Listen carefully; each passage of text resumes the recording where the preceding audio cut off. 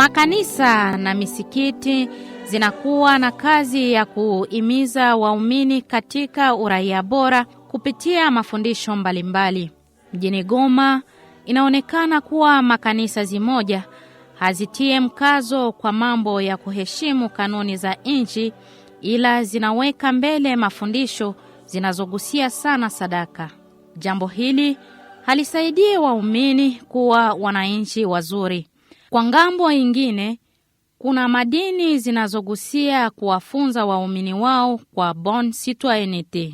Nchini Jamhuri ya Kidemokrasia ya Kongo, kupitia sheria yake nambari 004/2001 ya tarehe 12 ya mwezi wa 7 mwaka 2001, inaonesha mipangilio ya maasbel mkiwemo makanisa na misikiti kusaidia serikali ndani ya kazi ya kufunza waumini kuwa raia wanaoheshimu kanuni za nchi. Mjini Goma, wakaaji wamoja wanashuhudia namna jamii zao za kidini zinasaidia kwa kuwafunza bonne citoyenneté kupitia mafundisho mbalimbali. Je suis d'abord d'accord que kanisa ina participer kufanya mukristo akwa un bon citoyen. Kanisa inafundisha mabitu ya mingi yenye ko retrouver dans la bonne citoyenneté, comme par exemple ne pas voler, ne pas mentir, ne pas tricher, bile biote. Je crois que ensemble ya bile biote ile ma prédication yote, ça peut faire à ce que mutu akwa un bon citoyen. Bien que cela implique aussi une discipline personnelle, mais kanisa iko na rôle majeur kwa ile avancement kwa ile njia ya kukuwa un bon citoyen, surtout que le prédication zinakuwaka un ensemble ya vitu vya mingi venye vinaweza toucher les bonnes valeurs et le maire. Kwetu Kuislamu kabisa ni kitu ambao banajikaza, lakini sio sana. Yenyewe wanajikaza sana ni kufundisha watu kuenda mbinguni, namna ya kumwogopa Mungu.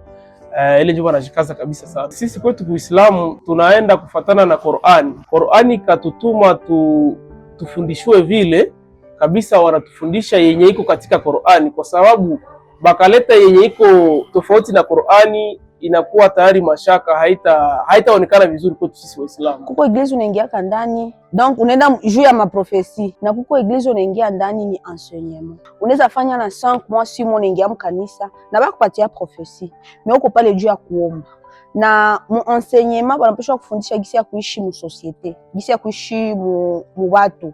Juu en dehors ya kanisa ko vingine fata tu asenda ishi selon écriture, selon église, donc hautaishi mu watu. Prédication za mingi kwa sababu unaweza toka ishi experience, unatoka ishi unaingia mu église, unakutana njoo enseignement ya ile siku, unakutana unajipata kabisa. Na ukishaingia mkanisa unajipataka toujours, unapaswa kuwa narudia juu sasa wanafundisha usifanye hivi ni makosa na unatoka bifanye. Donc utarudilia tena kesho unasema bali nikataza hivi na njoo vile nilikuwa nafanya, kesho ndarudia tena juu tena nipate ingine enseignement yenye itanisaidia na itasaidia societe. Bakisha nionyesha hivi ni mubaya, sasa ndafika kwenye kuko watu na mimi ndaonyesha ke ni mubaya. Nikikukutana mimi na kuagresser au kunifaa kitu siko citoyen wa bien, juu mimi na créer désordre. Ndio maana mwingine enseignement sana nakufundisha kuishi na watu bien, inaweza kusaidia wewe, haita kusaidia wewe peke tu, itasaidia deja na societe na watu wanakuzunguka. Na muhimu kugusia kila mara mambo za kuheshimu sheria ya nchi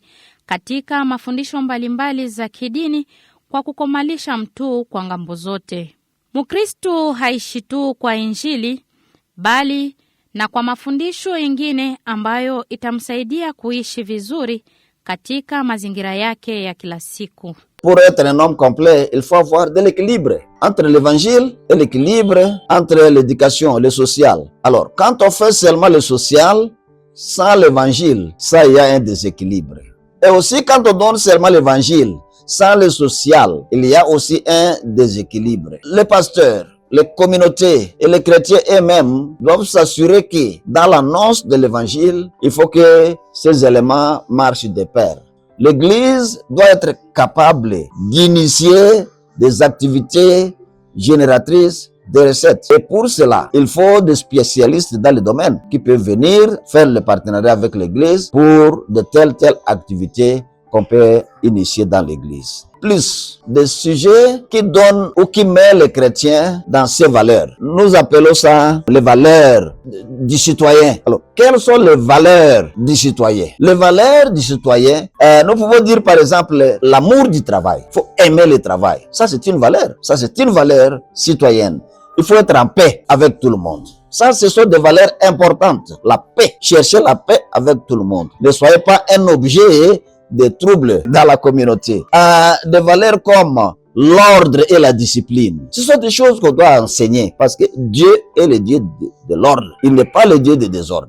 Nous pouvons dire par exemple, toujours réprimander sévèrement l'indiscipline. Il y a une autre valeur que le pasteur peut enseigner ou qu'on peut enseigner, c'est de demeurer fidèle à la parole de Dieu. Ça, c'est une valeur. Quelqu'un qui n'a pas la parole de Dieu en lui, il va se comporter comme n'importe qui.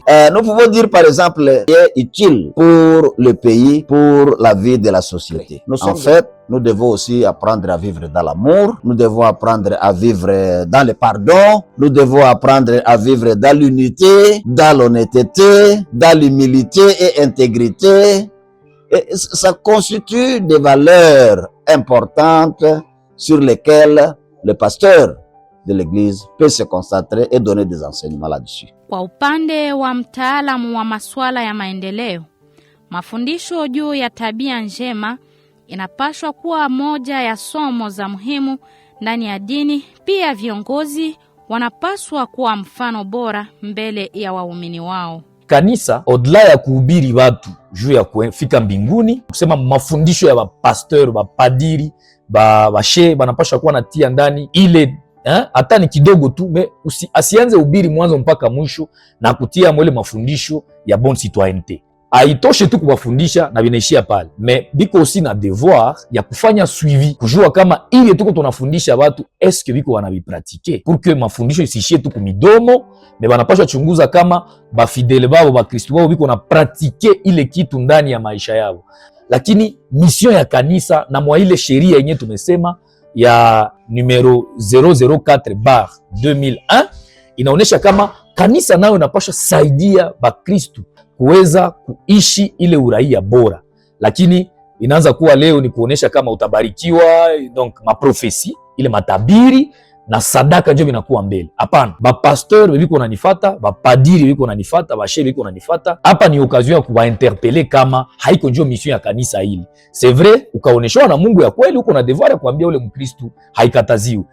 Mkristo kutoa ni yeye amejisikia anaweza toa, na kutoa hauzitia mtu kamba kushingo juu ya toa. Lakini eske wewe sagizi leader religieux unasaidia bale watu purke waweze kuheshimia bakubwa wa inchi, waweze kuheshimia sheria ya inchi, na waweze kuheshimia sheria yenye iko ndani ya jamii. Ile ndio role ya kabambi yenye kila mchungaji, kila padri ama kila imam ama shehe angepasha jiposer comme question na itie mbele. Bakubwa ya inchi bangepasha comprendre kama development ya mzuri yenye inaanzia chini kubazi. Realite yote na réussite yote ya maaction za development ya politique publique, réussite secret iko kuchini kubazi. Na bale bakubwa ya inchi wanapasha jikaza kunue partenariat yenye ko parfait na aba ba leader religieux. Mtaalamu huyu anakazia akisema kwamba jamii na shule zinakuwa nafasi ambapo uhimizaji kuhusu bonne moralité unafundishwa. Penginepo madini yanakuwa pia nafasi muhimu katika uhimizaji huu. Kwa hiyo wakuu viongozi wangetumika kwa pamoja na viongozi wa madini kwa kuhimiza watu kuhusu tabia njema, sababu wanakuwa na mawasiliano ya karibu na waumini wao.